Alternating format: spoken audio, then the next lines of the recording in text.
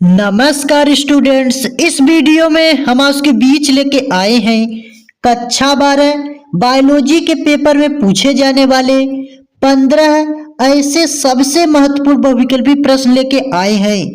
सिर्फ आप इन 15 बहुविकल्पी प्रश्न को एक बार देखकर 23 फरवरी यानी कुछ ही दिनों बाद जो आपका 23 फरवरी को पेपर होने वाला है बायोलॉजी का, उसको देने जाइए। हम आपको विश्वास दिलाते हैं कि आपके पेपर में जो 4 नंबर में बहुविकल्पी प्रश्न आता है, आप उन चारों बहुविकल्पी प्रश्न को करके आएंगे।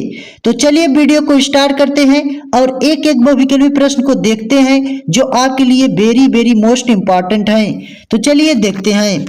तो देखिए, सबसे पहला जो आपका बहुविकल्पी प्रश्न है वह आपका है भ्रूणपोष की कोशिकाएं होती हैं, यानी भ्रूणपोष की कोशिकाएं होती हैं किस प्रकार की होती है। 4 ऑप्शन इस प्रकार से दिया रहेगा। तो देखिए, पहला ऑप्शन है आपका अगुणित, जिसे यन का केवल यन है, अगुणित उसे कहा जाता है। दूसरा है द्विगुणित 2n, तीसरा है त्रिगुणित 3n और चौथा है चतुर्थ गुणित जिसे 4n कहा जाता है। तो देखिए, भ्रूणपोष की कोशिकाएं होती हैं तो आपकी कौन सी मतलब त्रिगुणित होती हैं। भ्रूणपोष की जो कोशिकाएं होती है वह त्रिगुणित होती है यानी 3n होती है। तो इसका जो राइट आंसर हो जाएगा वह ऑप्शन नंबर तीसरा हो जाएगा, त्रिगुणित। तो आपको याद रखना है, ये आपके लिए महत्वपूर्ण प्रश्न है। अब देखिए अगला प्रश्न है। देखिए प्रश्न नंबर दूसरा है अनिषेक जनन सामान्यतः पाया जाता है। तो अनिषेक जनन सामान्यतः किस फल में पाया जाता है। तो 4 ऑप्शन दिए गए हैं, लेकिन इसका जो राइट आंसर होगा हम उन्हीं को आपको बताएंगे, टाइम को मतलब व्यस्त न करते हुए। तो देखिए, अनिषेक जनन सामान्यतः पाया जाता है तो किस में पाया जाता है, तो आपका अंगूर और केला में पाया जाता है। देखिए, इसमें 4 ऑप्शन दिए गए हैं, लेकिन अंगूर में पाया जाता है। अगर केला रहता ऑप्शन तो आप केला भी लगा सकते थे। तो अनिषेक जनन किस में पाया जाता है, तो अंगूर में पाया जाता है। ऑप्शन नंबर पहला इसका राइट आंसर हो जाएगा। अब देखिए अगला प्रश्न आपसे पूछा गया है। प्रश्न नंबर 3 है वंशागत की इकाई क्या है। ये प्रश्न आपके लिए वेरी वेरी महत्वपूर्ण है, मोस्ट इंपॉर्टेंट है। इसको आपको मतलब VVI मतलब वेरी वेरी मोस्ट इंपॉर्टेंट ये प्रश्न आपके लिए है, आपके बोर्ड पेपर में पूछा गया ये प्रश्न है। तो देखिए वंशागत की इकाई क्या है, तो 4 ऑप्शन दिए गए हैं, लेकिन इसका जो राइट आंसर होगा वह ऑप्शन नंबर दूसरा होगा, जीन।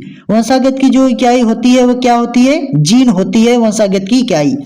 तो इस प्रकार से इसका जो राइट आंसर होगा ऑप्शन नंबर दूसरा हो जाएगा, जीन। अब देखिए अगला प्रश्न आपसे पूछा गया है। प्रश्न नंबर 4 है कौन सा एंजाइम DNA के टुकड़ों को जोड़ने का काम करता है। यानी कौन सा ऐसा एंजाइम है जो DNA को जोड़ने का काम करता है। तो आपका कौन सा है, तो आपका है लाइगेज। ऑप्शन नंबर तीसरा इसका राइट आंसर हो जाएगा, लाइगेज। लाइगेज जो है यह एंजाइम DNA के टुकड़ों को जोड़ने का कार्य करता है। अब देखिए अगला प्रश्न है। प्रश्न नंबर 5 आपसे पूछा गया है मनुष्य में ABO रुधिर वर्गों के कितने जीनोटाइप संभव हैं। इस प्रकार से प्रश्न पूछे जाते हैं, महत्वपूर्ण है, आपको याद रखना है, छपेगा आपके बोर्ड पेपर में। तो देखिए पहला है 2, दूसरा है 4 और तीसरा है 6, चौथा है 8। यानी इसका जो राइट आंसर होगा वह ऑप्शन नंबर तीसरा हो जाएगा, 6। यानी मनुष्य में ABO रुधिर वर्गों के कितने जीनोटाइप संभव हैं, तो 6 जीनोटाइप संभव हैं। ऑप्शन नंबर तीसरा इसका राइट आंसर होगा। अब देखिए अगला प्रश्न आपसे पूछा गया है। प्रश्न नंबर 6 है टर्नर सिंड्रोम के लिए निम्नलिखित में से कौन सा संकेत सही है। तो 4 ऑप्शन दिए गए हैं, इसका राइट आंसर होगा ऑप्शन नंबर दूसरा, 44+XO। यानी टर्नर सिंड्रोम के लिए इनमें से कौन सा संकेत सही है, तो 44+XO जो ऑटोसोम है वही इसके लिए संकेत सही है। ऑप्शन नंबर दूसरा इसका आंसर सही होगा। अब देखिए अगला प्रश्न आपसे पूछा गया है। प्रश्न नंबर 7 है पेनिसिलिन की खोज किसने की थी। यानी पेनिसिलिन की खोज किसने की थी, मतलब कौन से वैज्ञानिक ने पेनिसिलिन की खोज की थी। 4 ऑप्शन दिए गए हैं, लेकिन इसका जो राइट आंसर होगा वह आपका होगा ऑप्शन नंबर तीसरा, अलेक्जेंडर फ्लेमिंग ने पेनिसिलिन की खोज की थी। अब देखिए अगला प्रश्न आपसे पूछा गया है। प्रश्न नंबर 8 है जेनेटिक इंजीनियरिंग अनुवांशिक अभियांत्रिकी, यानी जेनेटिक इंजीनियरिंग इसका हिंदी होगा अनुवांशिक अभियांत्रिकी में आणविक कैंची किसे कहते हैं। तो 4 ऑप्शन दिए गए हैं, इसका जो राइट आंसर होगा वो आपका होगा रेस्ट्रिक्शन एंडोन्यूक्लियेज को। रेस्ट्रिक्शन एंडोन्यूक्लियेज को क्या कहा जाता है, अनुवांशिक अभियांत्रिकी यानी जेनेटिक इंजीनियरिंग कहा जाता है, आणविक कैंची। ऑप्शन नंबर दूसरा इसका राइट आंसर हो जाएगा। अब देखिए अगला प्रश्न आपसे पूछा गया है, प्रश्न नंबर 9 है, बीटी 20 किस जीवाणु द्वारा निर्मित होता है। तो आपको बताना है बीटी 20 जो है वह किस जीवाणु द्वारा निर्मित होता है, यानी बीटी बैगन आप लोग जानते हैं होता है ऐसे ही।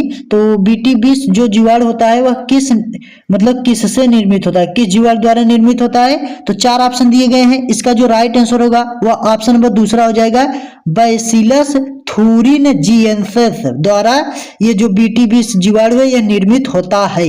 तो ऑप्शन नंबर दूसरा इसका राइट आंसर हो जाएगा। आपको ये प्रश्न याद रखना है क्योंकि आपके बोर्ड पेपर में पूछे गए प्रश्न है। अब देखिए अगला प्रश्न आपसे पूछा गया है, प्रश्न नंबर 10 है, पारिस्थितिकी तंत्र में ऊर्जा का प्रवाह कैसा होता है। यानी आप लोग पढ़े होंगे चैप्टर पारिस्थितिकी तंत्र, जो बायोलॉजी में एक चैप्टर है। तो पारिस्थितिकी तंत्र में ऊर्जा का प्रवाह कैसा होता है आपको बताना है। 4 ऑप्शन दिए गए हैं, तो देखिए इसमें इसका जो राइट आंसर होगा वो ऑप्शन नंबर पहला होगा, एक दिशी होता है। पारिस्थितिकी तंत्र में ऊर्जा का प्रवाह जो होता है वह एक दिशी होता है, यानी एक दिशा में ही होता है। तो इसका जो ऑप्शन होगा पहला सही हो जाएगा। अब देखिए अगला प्रश्न है, प्रश्न नंबर 11 आपसे पूछा गया है, घड़ियाल पुनर्वास केंद्र कहाँ स्थित है। वेरी वेरी मोस्ट इंपॉर्टेंट ये आपके लिए क्वेश्चन है। घड़ियाल पुनर्वास केंद्र कहाँ स्थित है, या आपसे पूछा जा सकता है कुकरेल घड़ियाल पुनर्वास केंद्र किस राज्य में स्थित है। तो ऐसे ही प्रश्न पूछे जाते हैं। तो देखिए घड़ियाल पुनर्वास केंद्र कहाँ स्थित है, तो आपका हो जाएगा ऑप्शन नंबर चौथा, लखनऊ कुकरेल में स्थित है। घड़ियाल पुनर्वास केंद्र कहाँ स्थित है, तो लखनऊ कुकरेल में स्थित है। इसका राइट आंसर हो जाएगा ऑप्शन नंबर चौथा। अब देखिए अगला प्रश्न आपसे पूछा गया है, प्रश्न नंबर 12 है, आपसे पूछा गया है, द्विनिषेचन की क्रिया किसमें होती है।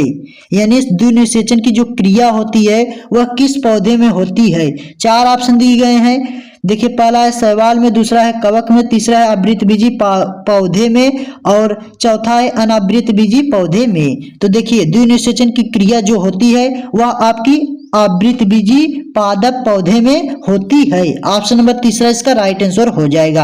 आपको ये सब याद रखना है। प्रश्न ये आप सबके लिए very very most important question है, आपके बोर्ड पेपर में पूछे गए पेपर है, मतलब प्रश्न है, इसलिए ये एक प्रकार से वायरल प्रश्न है, आपको याद रखना है। अब देखिए अगला प्रश्न आपसे पूछा गया है, प्रश्न नंबर 13 है, संदेशवाहक आरएनए जिसे यम आरएनए कहा जाता है। यम आरएनए का अर्थ होता है मैसेंजर आरएनए, जो मैसेज देता है। मैसेंजर आरएनए का निर्माण कहाँ होता है, तो आपको बताना है मैसेंजर आरएनए का निर्माण कहाँ होता है। तो आपका होता है केंद्रक में, केंद्रक में होता है मैसेंजर यम आरएनए का निर्माण। ऑप्शन नंबर पहला इसका राइट आंसर हो जाएगा।